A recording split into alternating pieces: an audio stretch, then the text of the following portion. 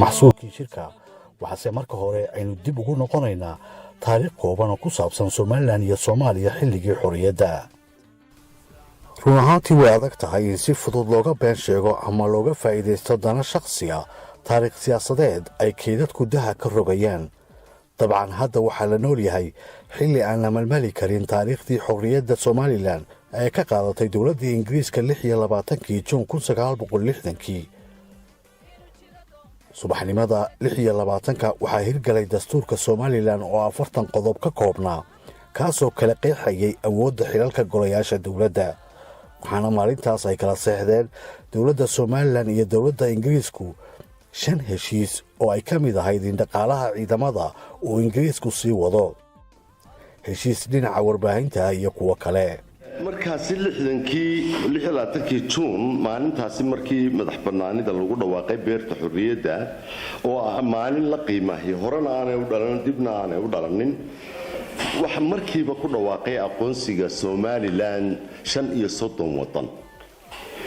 beriga iyo ilaa imika way iska soo horjeedka waynu maqalnaa Masar iyo Itoobiya dalalka 35 bay ka mid ahaayeen ee labaduba aqoonsaday. wadamo Afrikaan baa jiray. dowladda Ingiriiska calanka bixisay baa aqoonsiga ugu horeeyay bixisay. dowladda Mareykanka State Department-ka ninkii haystay baa ku dhawaaqay.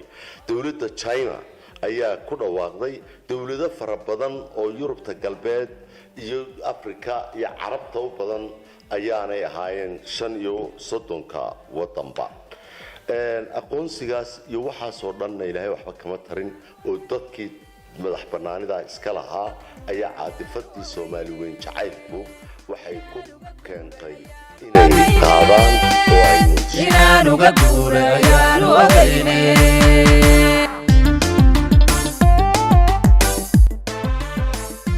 halkii December 1960 gobonimada ay ka qaadan lahayd Soomaaliya ayaa la hore loo soo dhigo 1 July laga dhigay. dabeetana maxaynu haysanay gobonimada? waxaynu haysanay 26 June ayaynu qaadanay. 1 Julyna waa la isku daray. waa mise waa 4 cisho meelaha. halkan waxa ku taala article-kii markaa laga qoray ee jariidad Daily Herald ay qortay oo waxa weeye 29 bay qortay jariidadu. 26 baynu qaadanay, 19kiina 29 way qortay. waxaanay ku qoreen kolonigii diiday gobonimada. waxa weeye markaa 3 cisho aynu artay 29 baa la qoray. dabeetana maxaa ku qoran halkan? waa waxaan taariikhda adduunka hore loo aragay. arrintan ay maanta reer Somaliland diideen bal hadda halkay ku dambayso aynu hal arko. Ingiriis iyo Talyaanada aad isku yaqaanaan systemskooda. marka waxaan socda inaanay waxaan dib ka imanayso ayaa halkan ku taala oo aad tahay bal hadda nimankan waa jibaysay inuu iska yaacay. bal hadda halkay taariikhdaas ku dambayso iyo waxa ka yimaada hal loo wada joogo adduunka.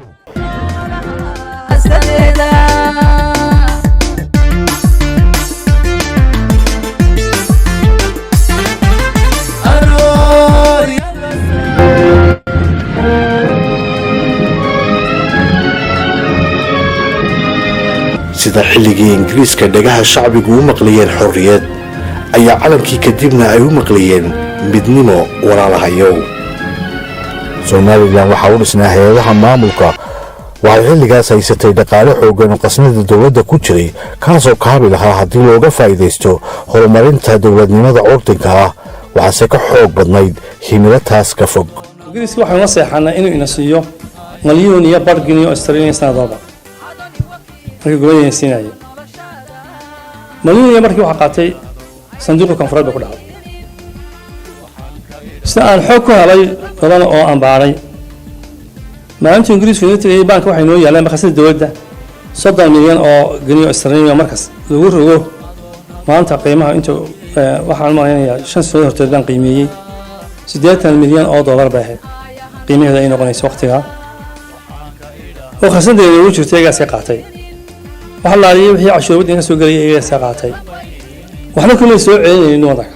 markii gobonimada aynu qaadanayeen isku darsanayeen ninkii wasiir maaliya oo ahaa koonfur waxa la oran jiray Ismaan Maxamed Rooble nin wuxuu ahaa bakhaarla ah bakaare malaayigu dhacdaay bakhaar buu haystay oo magaraysaa oo dibeed maayo lacagta dawladda ee cashuurta la soo ururiyo bakhaarkiisa la dhigi jiray وجه بقول كشيشيا تربية بستوريسا أنا كشيشيا تربية بستوريسا أنا كشيشيا تربية بستوريسا أنا waxaa dareenka koonfur yaalay uu ka duwanaa midka waqooyiga waxaanay goobjoogayaashii xilligaasi ay qirayaan in aanay dadkii halkaa ugu tageen aanay midnimo rabin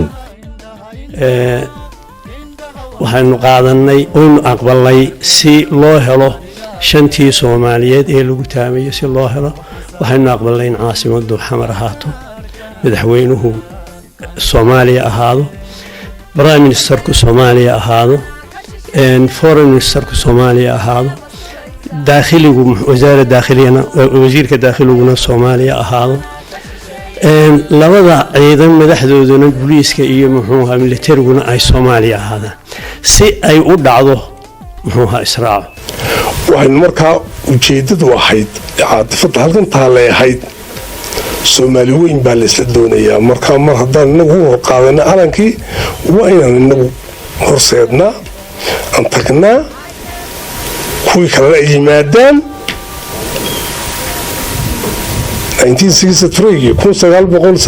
1963 ayaa NFD laga qaaday afti boqolkiiba 97 waxay Soomaaliland raacaynaa Haile Selassie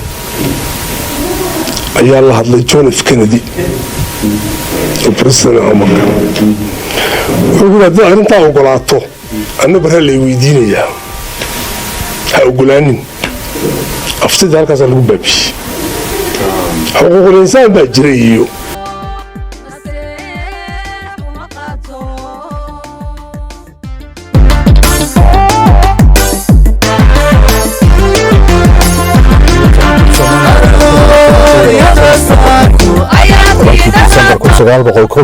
kii waxay saraakiil ciidan oo Soomaaliland u dhalatay isku dayeen inay inqilaabka ka jawaabaan waxyaabihii ay dibsadeen ee aan ka fulin midnimadii ay xamar la tageen dareeradaas baa maskaxda ka guuxayay dowladda dalka dhexe gobolka noqday israac ma hayna annexation baa wadda la qabsado kala ah israac ma hayna annexation buu ahaa galab bay ka soo degeen diyaaradda sida galabta weynaayaan loo tiriyo habeennimadii waxaan ka dhaadhicin kari weyne berito aan ii tirino markaa gariskuu tegey halkan igu wareejiyeen waxaa ku jira aan berito may way caawana loo tiriyo dareen ah sidii ummad la qabsadoo kale oo ay ka tarjumayso dareenka perceptionka ay laga qaadeen dadkan calankoodii keenay dareeradaas baa maskaxda ka guuxayay marka Hargeysa waxaa jooga Xasan Kayd Saciid Ali Giir aniga Cabdullaahi Saciid Aabi iyo Maxamed Saciid madaxweynihii konfureed wuxuu ku wafdigeelii marxuum Igaal watay hadna soo raacina bari wuxuu ugu jawaabay laba qaawil isba qaado hadna soo raacina ishiisa xaaska ilmadu ka da'ayso oo hinta ka dhacaysa oo hinta ka dhacaysa oo hinta ka dhacaysa عاشق وفقاني نستيح وبقاته عاشق وفقاني نستيح وبقاته عاشق وفقاني نستيح وبقاته نستيح وبقاته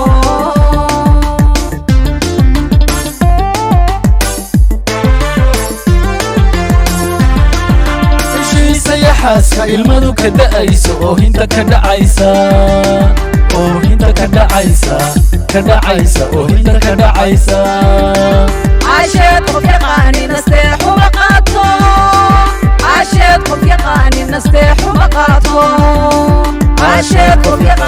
naste